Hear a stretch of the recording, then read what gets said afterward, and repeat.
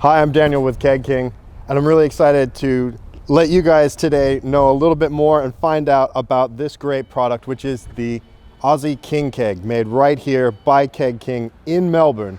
Right now we're at the retail facility, but I'm going to take you over to our manufacturing facility where the engineering team there, you'll get to meet them and hear about the background of the development of this product, which is going to help you and any beverage maker get your beverage to market super simply. Let's go check it out.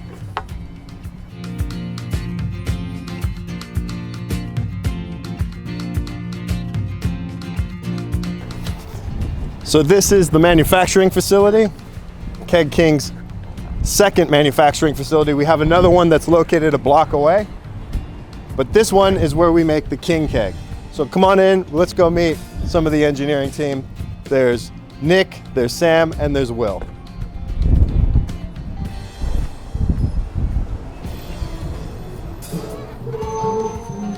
Can you tell me your name and what you do here at Keg King? I'm Nick. I'm the head engineer here at Keg King. Cool. And so you run this machine on the regular for making the King Keg? Yeah, I'm in charge of making it work. We set it up. You've been here since day one when it came to these kegs and their development here in Australia at Keg King in Melbourne. Yep.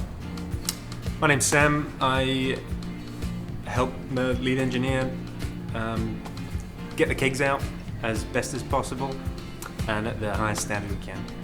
Fantastic, cool. Hi, well, I've been working here for many years, and I know this has been a project that Keg King has had on the go for many years now, but can you give viewers just a bit of background of how the King Keg was developed?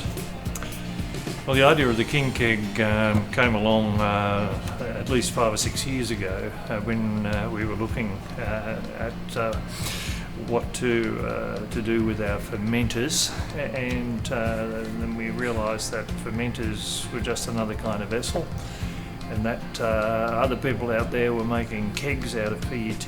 We had a capability of PET, so we said, why don't we make kegs? How long did the process take to go from the idea to deliver rapid kegs to the brewing community to the fruition to being able to provide them with the kind of kegs that you can make here in this facility today? It was approximately 3 years from the idea to when we were first able to produce a keg, and needless to say, the first production always you learn a lot from, and then at least another 18 months before we were confident in the quality of the keg to the point where we could put it on the market and charge money for it.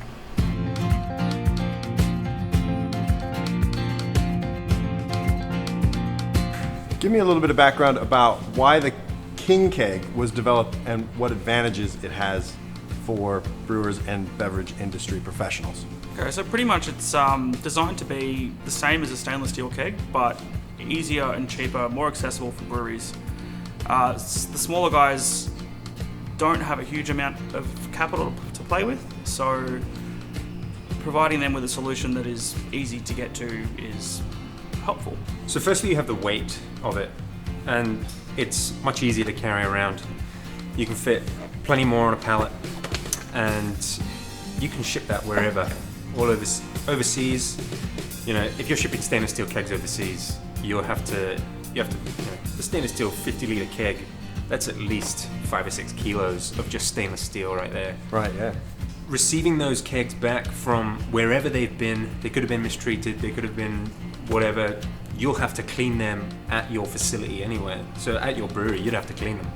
And so you don't know what's in them. There could be Brettanomyces in there. You could ruin your whole sort of fermentation for that. Sure. That whole session or whatever. Like, you can get some pretty dirty stuff back in those kegs. Sure.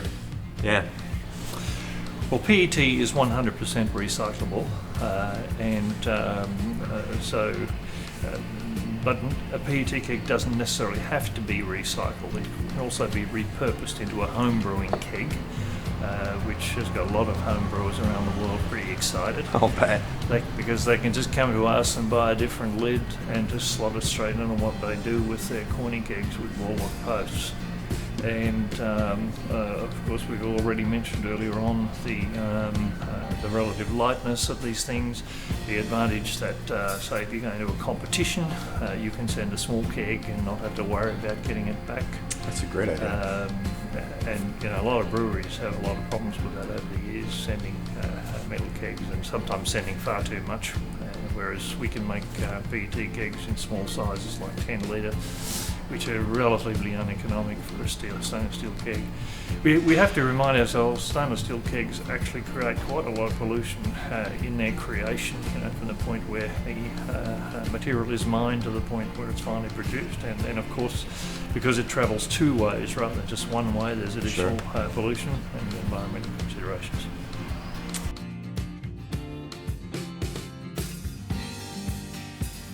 So can you tell me a little bit and tell our viewers a little bit about what the King Keg can actually do for the beverage to protect the beverage that's in the King Keg, whether it's beer, wine, lemonade, whatever you want.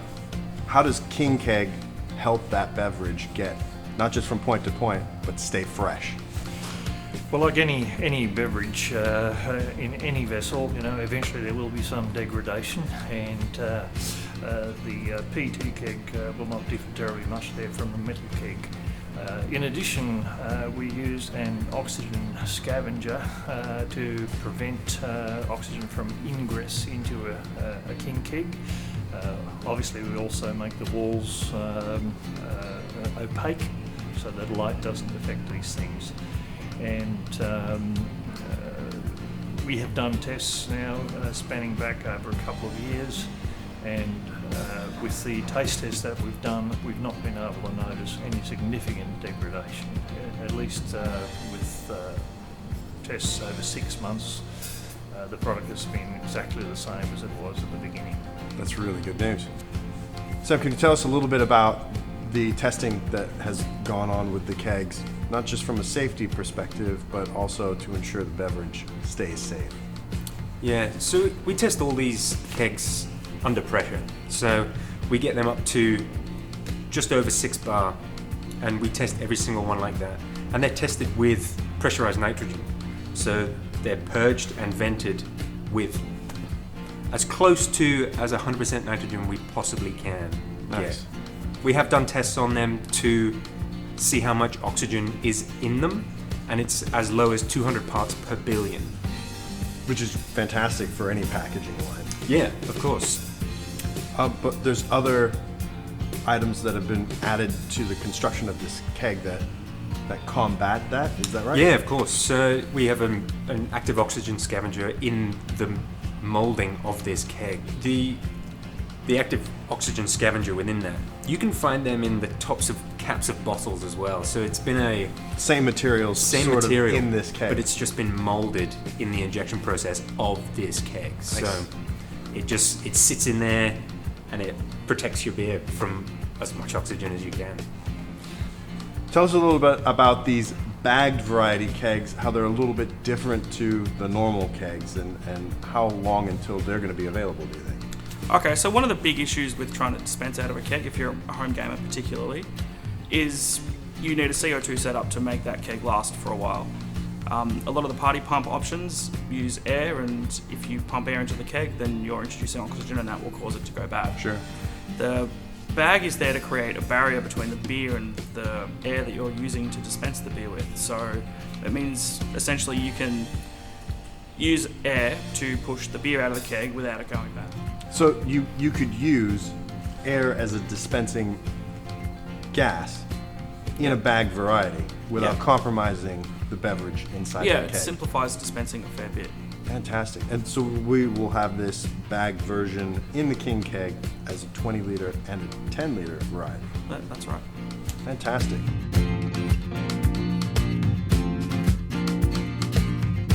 So Nick, tell me a little bit about the safety features that are built into this keg to keep anybody handling it throughout the supply chain safe when operating it. Yep, so probably one of the first things that you'll notice is it's got a PRV on the side of it. Some of the competitors don't have that option. That means that there's always a PRV on the keg, so the keg should never be able to go above its safe working pressure. Every keg is tested to well above that pressure before it leaves the factory. So we are very confident that this keg is safe to use. Obviously you can't go kicking it around or throwing it around or dropping it. It is still a pressure vessel and needs to be treated as such. Absolutely. But we've gone to great lengths to make sure that it's as safe as it can be. When we began this, there were a number of plastic kegs already on the market, although none of them were being produced in Australia. And I really want to emphasise that this keg is made right here in Melbourne, in Australia. Nice. And we took the aspect of safety very, very seriously. The other kegs on the market all have their pressure relief valves inside the coupling mechanism, generally in the centre. Now that has a drawback, is that when the keg is actually coupled, it really doesn't have any pressure relief opportunity unless something is provided in the coupling mechanism. So this was actually not an easy design, and if people can see, the PRV is actually in a moulded section on the neck, so it is operating totally independently of anything that's connected to the keg.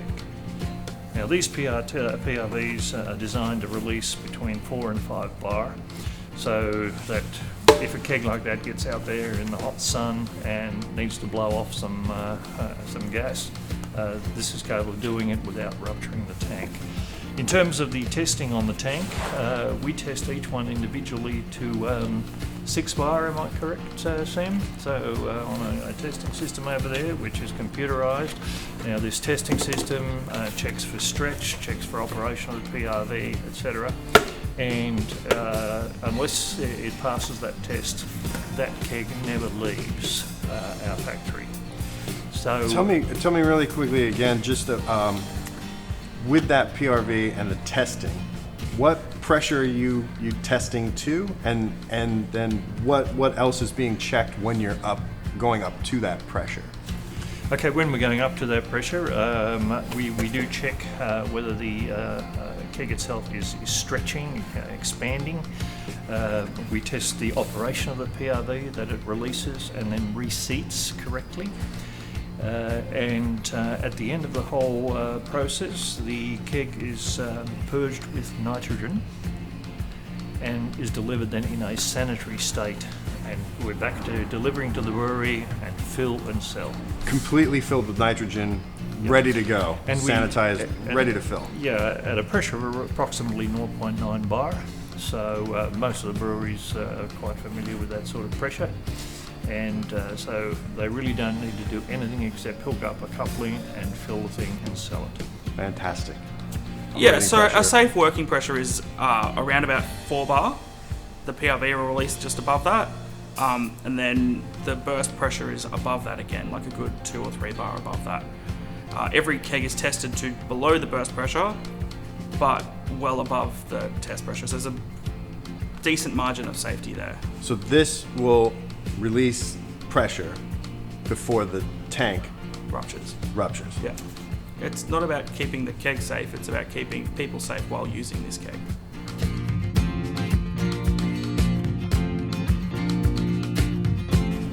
So if I'm a brewery and I need some, or I'm a beverage maker and I need some King Kegs, I order them, they come on a pallet. What shows up at the brewery or the beverage making facility? What can I expect to receive when I get King Keg? On a standard Australian pallet, you'll get 60 King Kegs. We prefer to ship them out at that volume, but if you're starting out, we can do it in multiples of 20. Okay.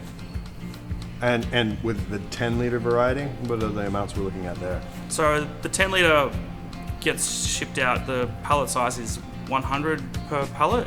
That's able to be shipped on most Australian couriers services. Again, we prefer to work in multiples of 20 because that's the layer size on the pallet, so you get safe shipping conditions there. There's no kegs sitting on their side or rolling around or anything like that. Nice.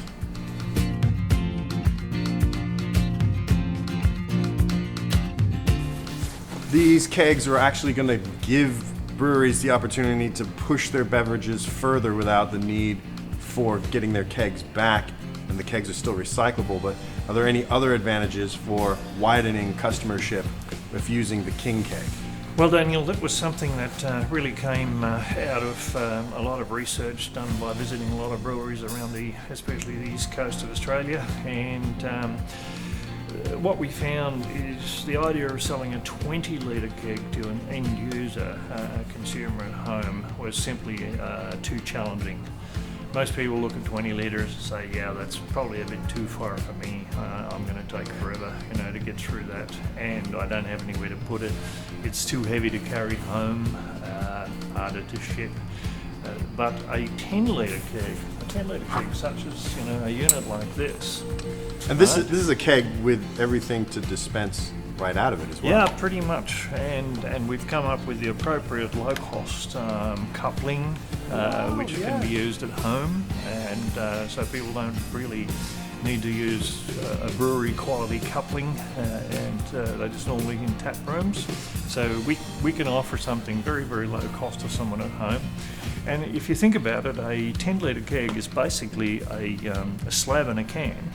Sure. Yeah, it would be. Which people are buying slabs all the time. So instead of buying a slab, you buy this. Slab's about 8. This is 10. Yeah, it makes sense. And so combined with a proper tap, this will give you as good a draft experience as you'll get in a tap room, right? Or a bar. So you can now take this and have this experience at home. And of course, we haven't altogether forgotten that maybe people would like to have a little baby kegerator at home, and so something's going to be... so there's a way to keep this correct on its own cold. Correct. Nice. So you take this home, you pop it in there, and within a minute or less, you're going to be pouring very good quality beer. Right? And it's going to taste a hell of a lot better than what comes out of a can or bottle. So this is opening up a new customer market that's not just go to the bar, go to the bottle shop. This is take it to your own place and enjoy it on draft. That's 100% correct, Daniel. We're giving this draft experience to people at home or at a party. And of course, the same thing can be used for a 20-litre keg if the party gets a bit bigger. Right. Perfect. Yeah. And we have solutions for cooling that down as well. That's right. So this is all going to be happening this year, and I think by the time that Christmas comes around in Australia and the hot weather is back here, there's going to be lots and lots of people who are going to be enjoying draft beer. I'm looking forward to that. Out of these things. Yeah, definitely.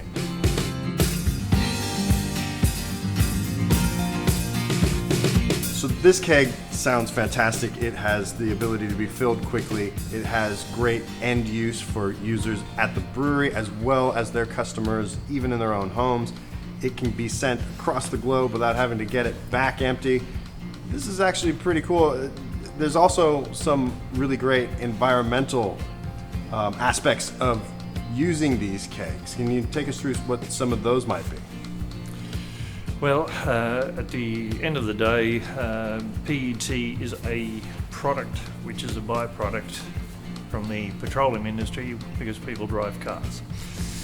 When people no longer drive cars, then PET might not be as plentiful as it is now, but that's going to be a little way away. We've done everything we can to make this as recyclable as possible. The PET is one of the most recyclable plastics out there. Sure. We've tried to keep composite materials to a minimum. This can be ground up and repelletized and reused, and we're looking forward to when Australia has more recycling capabilities. But even countries such as Indonesia are currently putting in massive recycling plants for PET. And of course, PET is used in a variety of industries, for everything from soft drink bottles to drink containers to it's not a substance that we're unfamiliar with. And in terms of repurposing, we already mentioned earlier, that there is no reason if someone has a need for a container, like a home brewer, but it can also be other people. This could be used as a container for many, many different things that would currently require something new to be made. Fantastic. That sounds amazing. Great keg, great product, Australian made. We like that. We like the recyclability of it. We like the fact that it's manufactured right here in Melbourne. I see a lot of great advantages for using the King Keg for a lot of different end users.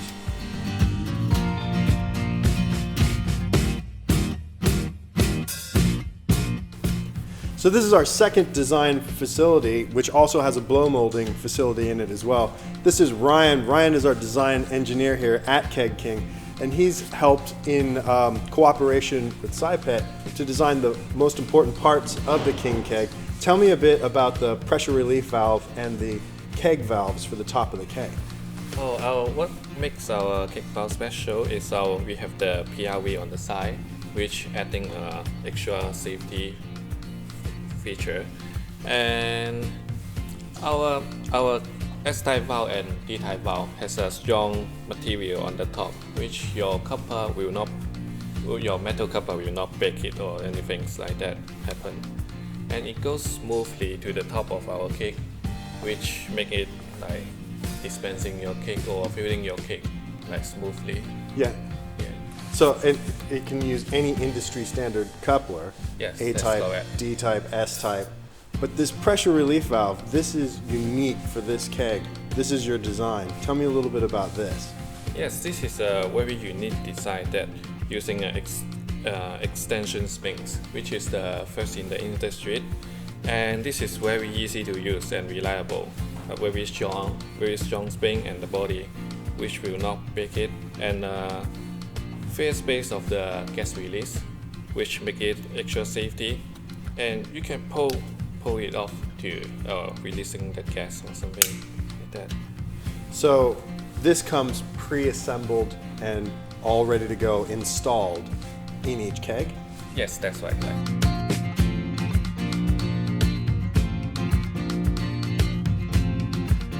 Yeah, so I look forward to being able to provide smaller breweries with the ability to share their beer to a wider audience. Thanks for showing us this today, and thanks for taking the time to show your viewers that this is something that's been in the works for 3 years. It's now available in a 10 liter and a 20 liter size, and it's fantastically versatile in how it can help with the beverage industry. The team at King Keg is pretty proud that we were able to do something like this in Australia.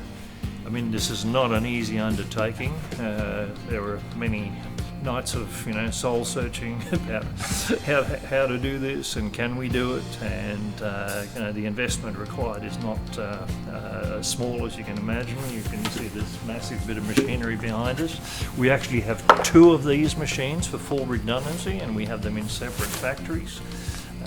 Because if we commit to providing large volumes to industry out there, then we have to be pretty certain that every eventuality is covered. That's a nice backup to have 2 machines running so that no matter what happens, orders can get filled. Absolutely. Look, it'll help everyone from small breweries to large breweries. So this is a great alternative to breweries who want to send their beer overseas. I wouldn't expect everyone to change straight away, but if you're delivering to down the road, yeah, you could probably go with a stainless steel keg. But if you're shipping overseas, this is the best version, or best option for you to get that beer out there. Yeah. The King Keg sounds like a fantastic alternative to stainless steel, but also provides an economical way forward for a lot of breweries that want to get further reach with their beverages. Yeah, further reach, and a lot of breweries are feeling that pinch at the moment, and that pinch is eating into their margins, and if we can help with that, then that's what we do. That's why we do it. So I hope you've learned a little bit today about what the Aussie King Keg can do for you and where it's come from, so you can understand that it is a local product that's made right here in Melbourne, and it's going to help you with your beverage making wherever you want to go with your beverages across the globe. Thanks for watching.